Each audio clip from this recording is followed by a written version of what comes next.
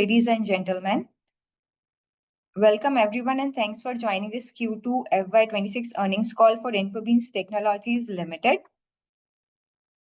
I hope I'm audible to everyone. Siddharth, can you please confirm? Yeah. Yes. Good morning once again, and we welcome everyone and thanks for joining the Q2 FY26 earnings call for Infobeans Technologies Limited. The results are available on this stock exchange. In case anyone does not have a copy of the same, please do write to us and we'll be happy to send over it to you. To take us through the results of this quarter, we have with us co-founder Mr. Avinash Sethi, Mr. Siddharth Sethi, and Mr. Mitesh Bohra. We'll be starting the call with a brief overview of the company's performance, and then we will allow the Q&A session. Kindly ask your questions by raising your hand after the brief overview by Avinash is over, and then we will address all the questions one by one. I would like to remind you all that everything said on this call that reflects any outlook for the future can be considered as a forward-looking statement and must be used in conjunction with the uncertainty and risk that we face. These uncertainties and risks are included, but not limited to what we have mentioned in the prospectus filed with the SEBI and subsequent annual reports. With the said note, I turn over the call to Mr. Avinash Sethi. Over to you, Avinash, and rest of the founders. Thank you so much. Thank you all the investors for joining this call. Let me confirm, Subi, if you're sharing the presentation, I'm not able to see it. Yeah. Is all the investors able to see it? Yeah, I just do it. See us. Okay. Are you able to see us? Yeah, we are able to see you and hear you very clearly. Okay, perfect. Now the presentation is there. Yeah. Please move to the next slide. For those investors who are joining for the first time, let me quickly brief you towards the transformation over the years of Infobeans. I started in 2025 years in the making. The first 10 years were mostly foundational, and you can go to the next slide. The first 10 years were mostly foundational, and then the momentum started to build after the 2011-12 time frame, where we became senior as a three company, revenue grew from 4 crores to 43 crores in the span of 8-9 years. And then we became a public company in 2017, acquired one company in the US in 2019, acquired another company in Pune in 2021, reached a turnover of 400 crores in 2023 in a span of 8 years between 15 to 23. And then, from 2025, attained a level of level 5, onboarded Mr. Murthy, Manish Murthy as an advisory board, and also have a couple of senior folks, industry leaders like Navin Bhatia joining as CRO, and then Opal Perry joining as independent director. She's a CTO of EasyJet in London. So that's the journey we are on, and in the last few years, we've been investing in turning around the company in a way where we are ready for the new world, particularly the AI bandwagon, as well as having senior people, senior leaders on the board, so that we position ourselves as a very strong contender for enterprise business all over the world. Next, please. A quick overview on the numbers.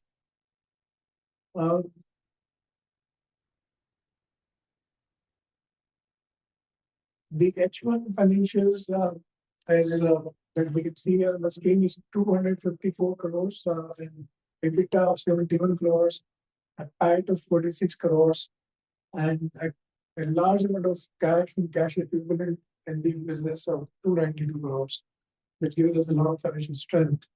And we are growing at 24% CAGR since 2021. And we want to maintain a better rate of growth in the future as well. A lot of awards, particularly important award that we receive is the best companies for women in India and great companies to work for in India. I believe we've been enterprise heavy I mean, we have always been focused on large enterprises as our customers. So if you look at it as a, we are still a micro cap company, but we have 42 large enterprise clients as our customers. And that is where we drive our strength and a lot of repeat business coming from these customers, which also testifies the fact that the customers like us and we are able to continue to generate repeat business from these customers. Next, please. These are the core set of services that we offer. Focus on AI-led engineering using a lot of tools around GenAI, Microsoft Copilot, Mindsurf, etc. We also build in-house accelerators like Sona, which allows customers to adopt AI tools very, very fast. We also rely on two platforms, Salesforce and ServiceNow, to service our enterprise customers. Most of them have either both of them or one of these platforms implemented on their environment, and therefore we get a lot of opportunities in terms of consulting on and integration pieces for these platforms. As on an industry focus, we are aiming to focus on BFSI and manufacturing world as well as storage and virtualization side of the business, which we have a strong presence in already. Next, please. The core team, again, most of you must have seen this slide multiple times, but for the for the interest of newcomers on the call today, we are the three founders. All of us are here today. We are in San Francisco area when we are getting this call, and our accomplished board of directors include Opal Perry, as I talked about, mainly. She's a VP of Marketing at Healthy Foods America. And then Sumer Bahadur Singh, he is the president of Boarding School Association. Next, please.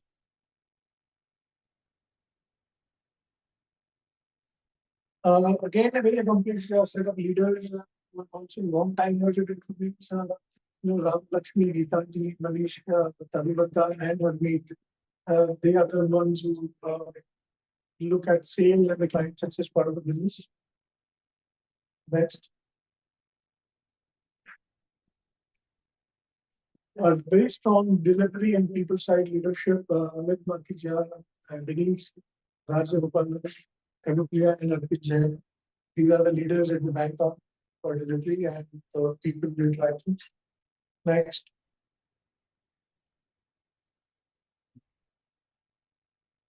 A very important set of clients and long association with each of these clients. Some of the names that we cannot really give out here because of these strong NDAs that we have.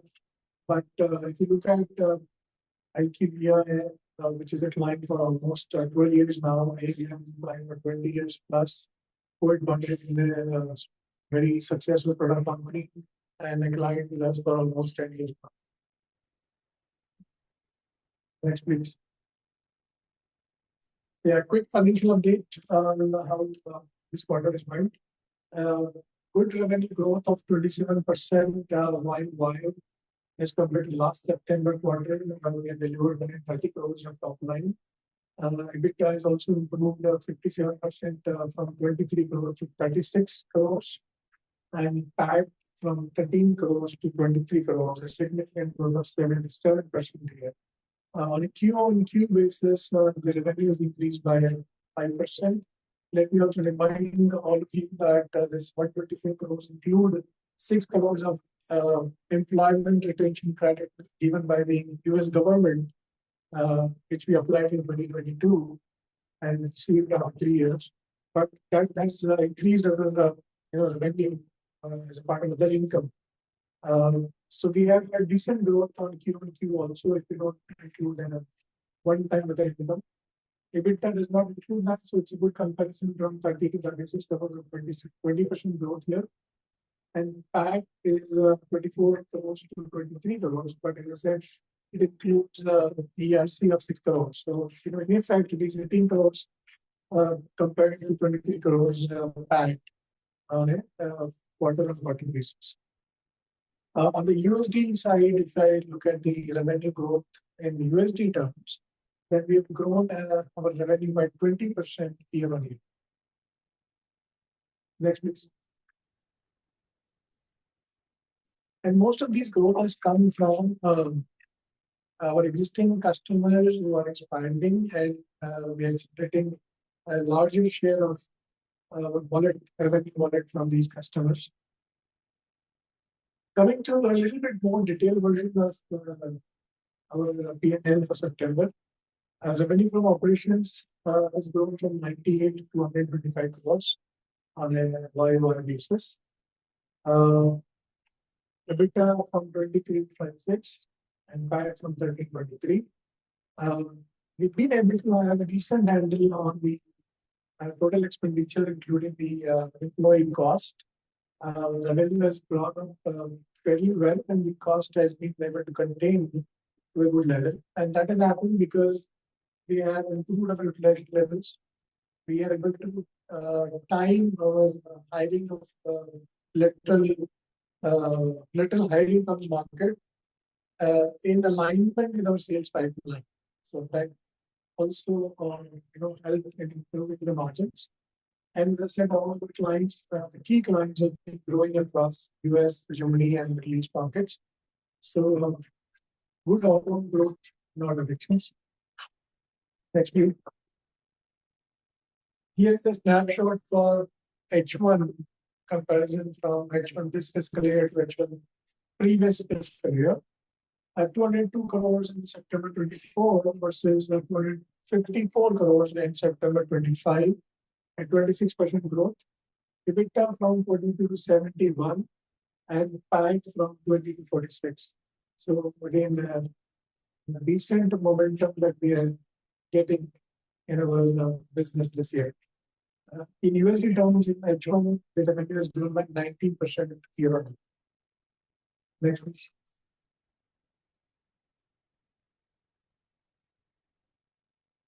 A detailed analysis of the balance sheet. Typically the non-current assets, the momentum is about about minus. There's a reduction of 8 crores of capital and the non-current asset, but there's a significant increase in the current assets. That's mostly because of increase in investments in the mutual funds and increase in trade receivables and increase in cash equivalents. On the other hand, there's a reduction in the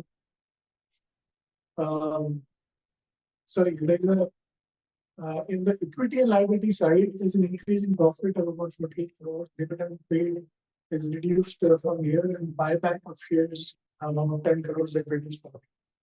On the non-current liabilities, we have reduced lease liabilities to a point of about 3 crores, and then there's a reduction in strategy reduce of about 4 crores, which is typically the tax part.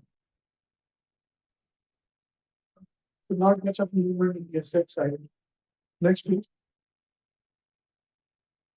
A quick market breakup as to how it is growing in our different geographies. And quite interestingly, Europe is showing a revenue share of 31%. It is growing very rapidly. And US is at 56%, which is contained at this number. UAE is also growing at 8%, and the rest of the world, which includes India, is about 5%. Infobeans Cloud Tech, another update here is that Infobeans Cloud Tech merger application is submitted to NCLT, and we hope the merger to conclude in next 6 to 12 months. Depends on how the speed of the government department is, but all the paperwork is done and the process is already initiated. Infobeans Cloud Tech is having a revenue share of about 11%, but the profitability is pretty good. So it's a good business to add on. It's a good Salesforce practice to add on to the business. Next, please. Very happy and proud to say that we are named as best companies for women in India and this is the 4th year in a row. And we also honored as Asia's best employer brand for the 9th year in a row. So the conferences that we attend typically on the AI side, next please. And we are investing heavily on the AI and being attending and being present at a lot of AI events. We're also trying to partner with some AI startups so that we can serve customers better. So multiple such events that we've been attending. ServiceNow, again, very important partner for us. We continue to stress slides. And yeah, so I think next. So we have been expanding our CSR effort in Pune also. There's a new startup which was setting up 2 batches of students from entrepreneurs background to train them to become employable in a period of 1 year. And there are also 2 batches which got completed, graduated from the program in Indore and Pune, which also are placed in software companies in both Indore and Pune. We want to take over and talk about the foundation for the for the first step. Yeah. So Infobeans Foundation, again, people who are new to the meeting today, Infobeans Foundation is a flagship of program that we conduct as a part of our CSR activity. We started this in 2019, where it's a 1-year full-time course, which is free for underprivileged students, typically final year students of BSc, BCom, MCA, GCA, and degree courses. And we train them for 1 year on software programming languages and English as a communication language, so that they become employable in an IT company. And we are so happy to tell all of you that we've been able to deliver a success rate of 90% for these students. Today, at this point in time, there are more than 200 students being simultaneously trained across 5 centers in Indore and Pune for under this program. So it's a very successful program when people whose family income was less than 3.5 lakh rupees. There are students who have now been, after like 1 year of program and 2 or 3 years of service, they are at the level of 20-25 lakhs a year kind of salary. So very successful program, and that's how we are expanding every year. We started with just 20 students. Today we are training 200 plus students in a single year. So it's a very proud achievement, I would say, for Infobeans Foundation, both in Indore and Pune. The other thing that we do, next slide, the other thing that we do is on the CSR front is to plant trees in cities where our offices are, so particularly Indore and Pune. And as an exercise, as a regular exercise, what we've done is for every team member's birthday, on their birthday, we plant a tree. And we also issue a certificate with the QR code, scanning which you can see the actual location of the tree and how it is taking shape over the years. So for this quarter, we planted 382 trees for our team members. Next, please. Again, a very important milestone on the sustainability side, which our European customers and American customers are demanding from us in every RFP, that where are your sustainability efforts? And with all the work that we do, and we've been doing over the years, we applied for this EcoVadis certification, and we are proud to say that we received a very good rating here. And they recognize us as a committed company towards environmental sustainability goals, and that is where it's a good achievement that we have been able to secure. And our customers are happy to see these ratings from EcoVadis. Next, please. So next we talk about the market data as of 30th of September. Our share price was 472 rupees, and the market cap was 1147 crores. The equity holding with the promoter group is about 74.4%. This is after the buyback, and the public holds about 25.6% shares. That's pretty much it for the presentation today. We can open up for question and answer. Over to you, Surabhi. Thank you, Avinash.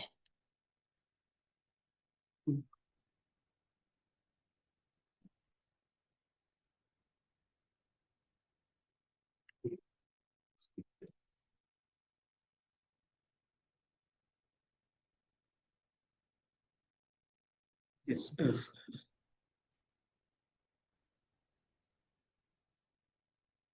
Good morning. I thank you everyone for joining today's call. Participants are requested to please use raise hand feature to join the queue. And when it is your turn, please unmute yourself and proceed with your question.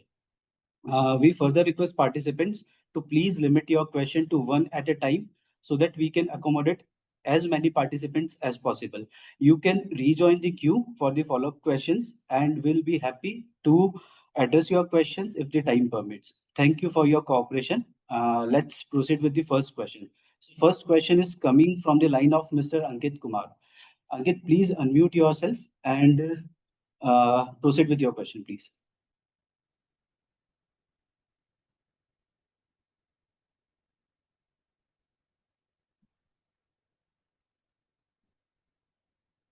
Hello, sir. Am I audible? Yes, Ankit. Yeah.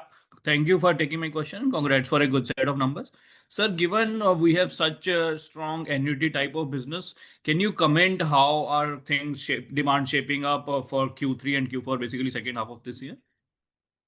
Sure, Ankit. The business momentum is there. If you look at the Q1, March quarter, June quarter, and September quarter, we are building up the momentum. And every commentary, every investor call, we say that there is a good demand seen, like we see from all the three geographies.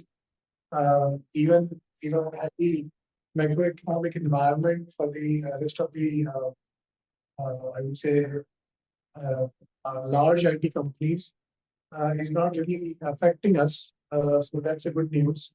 Our clients are asking for more work, even in the AI space. So that's also working in our favor. And we are able to build the momentum on the larger ones, the larger clients on the ServiceNow side, Salesforce side, as well as the digital transformation side. So I think it is going well for us. Plus, as I mentioned earlier, the utilization levels are also in good shape, which is also helping us. The other thing is that we are able to add about 98 people in this quarter, which is a significant growth for us.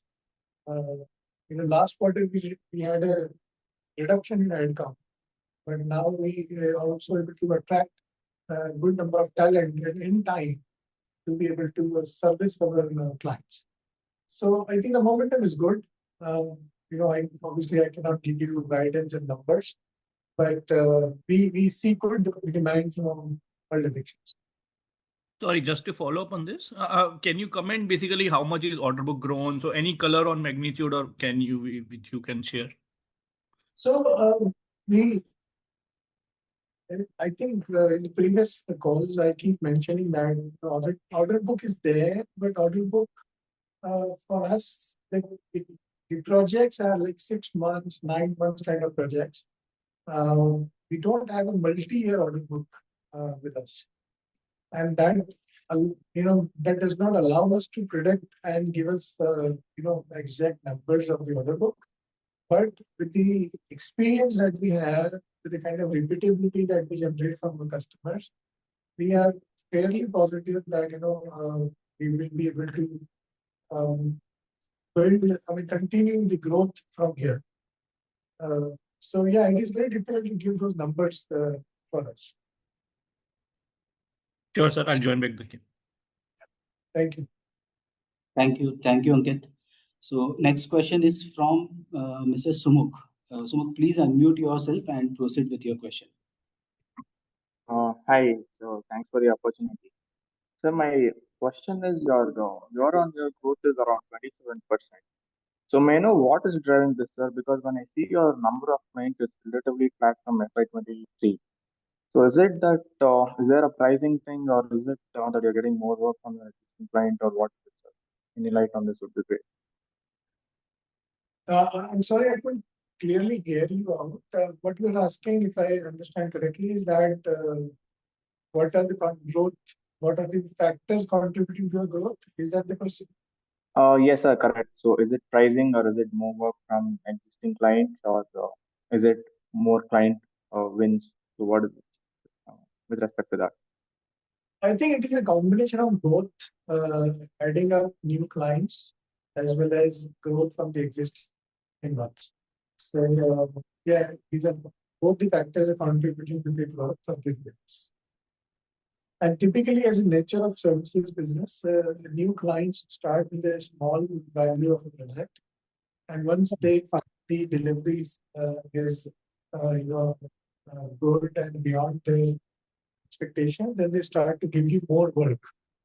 So it is a slow growth trajectory for a new client.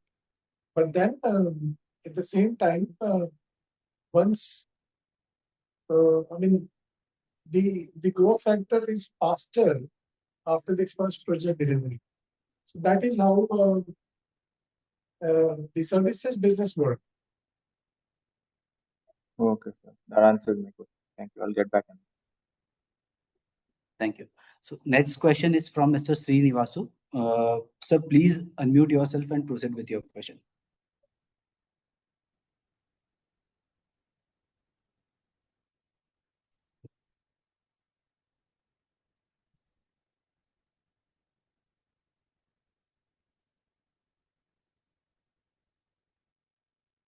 Hello. Yeah, hi, Srinivas. Sir, my question is about agentic workforce that you are working with ServiceNow and Salesforce. Are you seeing demand from this agentic workflows? And if you are working on that, are you seeing a margin uptick due to this AI-based workflows?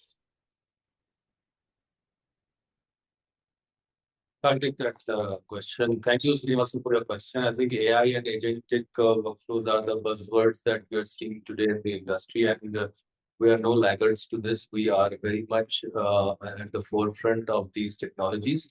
We are working with a significant set of clients when it comes to AI and agentic AI. So yes, we are seeing significant demand, and at the same time, we are upskilling our team.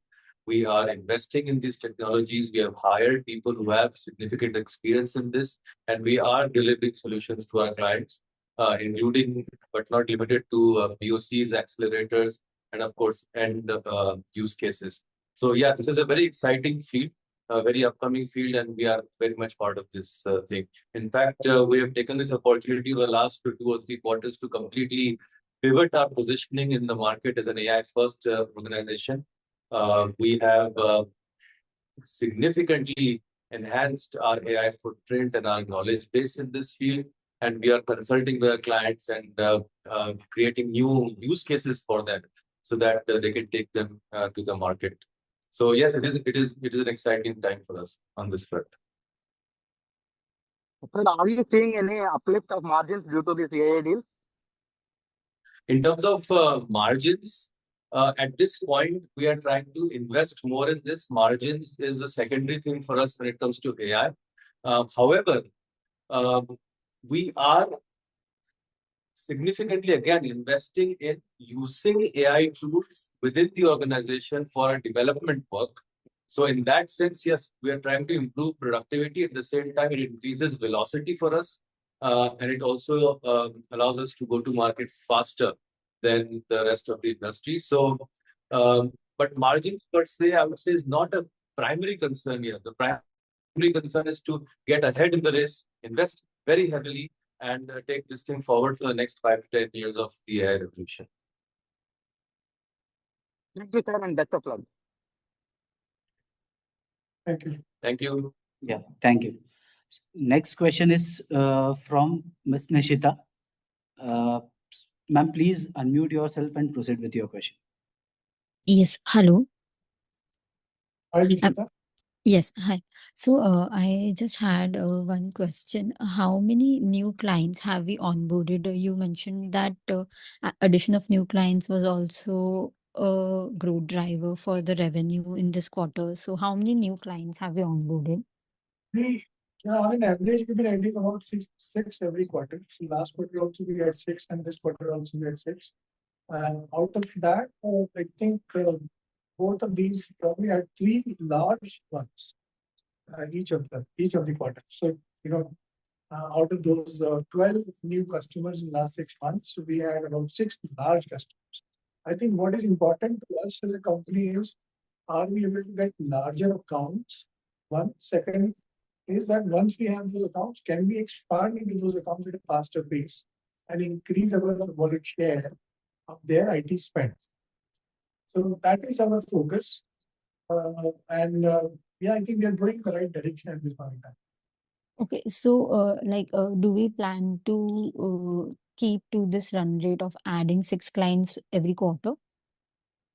No, I don't think this is a pattern that we can stick to. We're happy to have more, but it doesn't really matter. As I said, if I get one big customer and if I'm able to, have a potential of bringing that account to, let's say, $5 to $10 million in the next couple of years, I'm happy to have just one only. So the count does not really matter to us as long as we know that whichever number of customers we are getting, they have a large potential for us. Understood. And if you can give any guidance on the revenue for FY26 and EBITDA margin, like what do you plan? Don't give any guidance on the revenue side and also on the EBITDA side. But as a company, our goal is to have at least 24% EBITDA margin maintained. So currently we're doing better than that. But, as I said, that is our target. That if we are able to deliver a 24% margin consistently, then we are doing a good justice to the business. Okay, understood. And just last question, it's just a clarification. You mentioned that you've added 90 employees. Did I hear that correct? Yes, 98 in the last quarter. In the past quarter, in Q1, in Q2, we added 98 employees. After September, we added 98. Sorry, actually, your voice is breaking. July to September, we added 98 net addition into the company. And I said net after addition. Okay, understood. Thank you so much. Thank you. So we have next question from the line of Mr. Rupesh. So please unmute yourself and proceed with your question. Yeah, thank you. Thank you for opportunity. And it's good to see all three of you together. I have got a few questions. Most of them are short. I'll quickly ask them. So what is the utilization level, Avinash, in this quarter? That is question number one. And the broad... 81%, Sorry? 81%. Okay. So I think 3-4 quarters back also our utilization was, I think, 79%, and the margin, I think, was significantly lower than where it is today. So it looks like you finally, I think, have managed to get the pyramid right. So some comment around that. How are you? I mean, are we at the other end of the pyramid now, that where margins are looking very high due to high utilization, or this is now like the equilibrium? Some comment around that. Then I think salary hikes are, I think, in October. So some color around that, what kind of employee expense run rate we can see. Then I think last quarter you talked about 2 AI accelerators, Stanza and Expona. Some update around that and what more we are doing in this field. That is another question. Then I think Europe has grown very well. I think Europe was 28% in Q1 and now it is 31% in Q2. So do you see this sort of growth momentum to continue, and can Europe become 40-50% in 2-3 years? Then I think we had always had ambition of doubling our revenue every 3 years. I know macro and other factors led to pausing that journey for 1 or 2 years. But do you feel confident now that you are back on track in that journey? And in that context, also, if you can give some color about acquisitions, how many deals are on the table, what are you looking at? And then the final is some update on Indore IT Park project. So these are all my questions. Sorry I asked them all at once. Yeah, thank you. Thanks for doing a good amount of homework and tracking the company first. Second is, with all these questions, I will invite you to the Indore so that we have a one-on-one discussion. And I'm assuming all of these answers will take more than an hour. Sure. To give a big picture here, that yes, the momentum is good. Yes, the goal continues to be grow at a faster pace with a combination of organic and inorganic means. Yes, we're doing better in terms of margins. The utilization levels are improving, but it is not just only utilization level. It is also a factor of revenue growth. I think we talked about in the past, maybe 3 quarters ago, that there is a certain threshold amount of expenses that you have to make in order to run the ship, and any income beyond that adds up significantly to the profits. So I think we are now crossing that number fairly well, because if you notice, the 100 crore revenue was just meeting the threshold of the business for the most part. Any significant growth from there is adding up to the bottom line directly. So obviously it's not just only the optimization. It is more than that. It is good revenue growth in the client, expansion into clients, and a lot of other things. I think we've talked about it in the past also. So having said that, yes, we've been able to break the stigma of that 100 crore quarter and quarter. We have also done a lot of strategic changes in the business. We've sharpened our focus. We are investing heavily in the sales side for a larger organic growth. We have also been able to pass on a lot of the cost to the customers. Yes, there is a pressure of appraisals every year. The appraisal actually have been in effect now from October 1st onwards. And the overall impact to the cost would be about, to the employee cost would be about 11 to 12% on the employee cost side. So yeah, that is there. As you said, sales expenses are also there because we are hiring aggressively in all the markets, German and US, North American market, German market, and the Middle Eastern market, which is also resulting in revenue growth. So it's a environment where we continue to invest in sales. We see good momentum.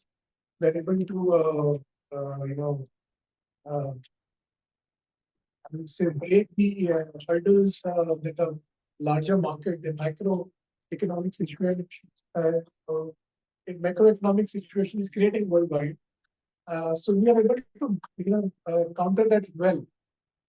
So having said that, I'm very positive that we should be able to maintain our EBITDA margins and maintain our growth rates and the revenue side. Yeah, how about AI accelerators, acquisitions? Yeah, Indore project. Yeah, maybe some of them you can just quickly touch. Yeah. Are you able to see me okay? Hear me okay? Yeah. Okay, perfect. See, one of the things, and Siddharth touched on this earlier, when it comes to AI, one of the biggest advantage that we carry is our strong presence in the Silicon Valley. We are very close to where cutting edge innovation is happening. And again, just to add a little bit of a color to that, AI has gone beyond your regular large language models or LLMs or ChatGPT that you often hear about. There is a lot of movement towards context-aware AI. our team is already starting to work in that direction, where we start to integrate not just the text, but also the imagery, which includes both the pictures and the videos, and also the audios. Now, between voice, picture, imagery, and text, that's what creates a larger context sensitivity within AI. For us to be able to do the research today, do the pilots today, and be able to offer our customer solutions tomorrow, that's sort of the pattern that we have been following. You appear to be someone who's very knowledgeable in the AI space. RAG, you might have heard of, retrieval augmented search. It used to be a new thing a year ago. We invested heavily in it. Expona, as you've been tracking, was heavily built using that. That is in use today. But we know that that's going to become a hygiene technology tomorrow. So that's sort of the pattern that we are following, and we're continuing to focus a lot of our energies on where customer needs are, where automation and AI combined can create that difference. And some of the new things that we are starting to look at. Enterprises, by and large, are still trying to move, and these are larger ships, move that entire ship from a certain era or age to this new era of AI. It's going to take a lot of work, and that's what we take a lot of joy and pride in. So I hope that addresses at least to part what you're trying to get. Yeah, thank you. Thank you for that. Okay. So looking to the deadline, we would be able to take the last question. So that is coming from the line of Mr. Nishant. So Nishant, please unmute yourself and ask your question. Hi, congratulations for the great set of numbers. Thank you. So I studied in Indore, and I've been tracking your journey since last decade. And I'm being a shareholder, and I'm very proud of you, like a company coming from Indore, right, reaching those milestones. So my question was on the capex side. So I have read that you've been doing some capex around facility building or some premises or something. So I just wanted to know what is our core focus, right? So there would be some gestation period in that, and just wanted to know more on that. Yeah, so Nishant, again, I invite you to our facility in Indore since you are there. We are in Crystal IT Park. Since it is a leased premises, and we've been looking at the development in the city, and we were looking at building our own campus. So this is a place that we have won in the tender, and the tender was for Pardesipura IT complex. I don't know if you're aware of that. It is in the electronics park. So we got 3 acres of land where we should be able to build 4 to 5 lakhs of square foot of IT park. And the idea is that Infobeans can consume at least 2 lakh square feet there and build it to suit our needs to be able to create a world-class facility so that our credibility in the eyes of our customers and our stakeholders, including our shareholders, our employees, and our vendors, should enhance the image of the business. And we've seen that it helps grow the business faster. Typically, a services business depends heavily on the trust factor, and a very good quality campus strengthens that trust factor in the mind of the buyer, also in the mind of the customer. So in the current IT park, in the Crystal IT Park, we are limited by the infrastructure in terms of how we can upkeep it, maintain it, have certain sustainability practices which we cannot do there because we don't own it. We want to do all of that in our new IT park, and it should also become a landmark in Indore. So that's the idea. And since there's hardly any cost of the land, we should be able to, we did a lot of math around it and we figured it out that we should be able to recover the cost of construction in like 11 years if we, at the current rental price that we are paying at Crystal Park. So that's the math that we did. And because of the business credibility enhancement, we said we should go ahead and do that. Okay, great. So it won't impact our cash flows as such? It would not, because we also take some debt. And as I said, we are generating good amount of cash, so it should not hurt us in any way. Okay, great. Thank you. See you soon in Indore. We look forward to that. Thank you, Nishant. Thank you, participants, for making this session interactive. Over to you, Avinash and Surbhi. Thank you so much.